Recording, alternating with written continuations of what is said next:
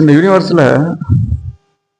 யூனிவர்ஸ்னா என்ன, இந்த பிரபஞ்சம் எப்படி இயங்குது, நம்மளை எப்படி வளர்ந்து செஞ்சுட்டு இருக்கு, அது மட்டும் இல்லாமல் இந்த பிரபஞ்சத்தோட விதிகள் என்னென்ன, இந்த பிரபஞ்சத்தில் நம்ம எப்படி இயங்கிட்டு இருக்கிறோம், இப்போ இருக்கிற நம்ம சூழ்நிலைக்கு என்ன காரணம், நம்மளோட எதிர்காலம் என்ன, கடந்த காலம் என்ன அப்படிங்கிறத நம்ம முக்கியமான விவரங்களை நம்ம பிரபஞ்ச விதிகளை பற்றி நம்ம பேச போகிறோம்.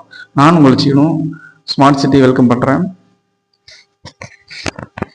பிரபஞ்சம் அப்படின்னு என்ன, யூனிவர்ஸ் லா, அதாவது எல்லா ஒரு செயல்களுக்கும் ஒரு விதி ஒன்று இருக்கு, பிரபஞ்சத்திற்கும் ஒரு விதி இருக்கு. அது என்ன அப்படின்னா the law of attraction. Law of attraction அப்படின்னு என்னன்னா பிரபஞ்ச ஈர்ப்பு. பிரபஞ்சத்தோட சர்க்கிளில் தான் நம்ம இயங்கிட்டு இருக்கிறோம், நம்மளை நாம ரன் பண்ணிட்டு இருக்கோம்.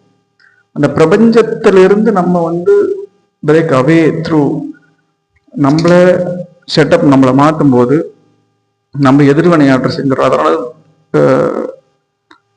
யூனிவர்ஸோட ஒத்து போனால் அதுக்கு நம்ம வேணுங்கிறத கொடுக்கும்.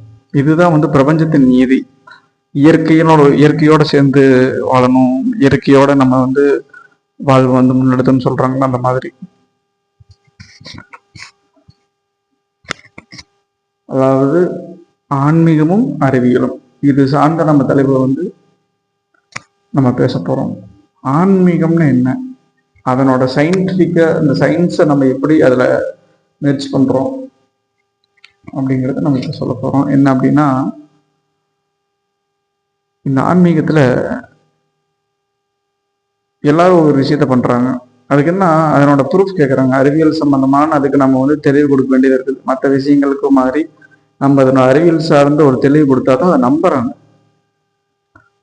அது எல்லாமே அது இருக்கு, அது எப்படி அவங்கள அது கொடுக்க தெரியல, அதனோட தெளிவை கொடுக்க தெரியல. இது போய் புரிஞ்சுக்க முடியுது, அவங்களோட எண்ணங்களுக்கும் மனதளவில் அண்டர்ஸ்டாண்டிங் இருக்கு, அதை கன்வே பண்ண முடியல. அது உண்டான வார்த்தைகள் பிரயோக தெரியல. அது ஒண்ணுதான் முக்கியமான ரீசன். எல்லாத்துக்கும் சரியான உண்மையான விளக்கங்கள் இருக்கு. இல்லைன்னா அந்த ஒரு விஷயம் தோன்றாது, அவங்க எண்ணங்கள்ல இடராது. ஒவ்வொரு மகான்களும் ஒவ்வொரு தலைவர்களும் மகான்களும் ஆன்மீகவாதிகளும் அதை பத்தி நம்ம சொல்லியிருக்காங்க. எல்லாரோடைய கான்செப்டும் கடைசியில் அவரோட முடிவு ஒண்ணுதான், மூலங்கிறது ஒண்ணுதான். அவங்களோட சொல்ற பாதைகள் தான் வெவ்வேறு.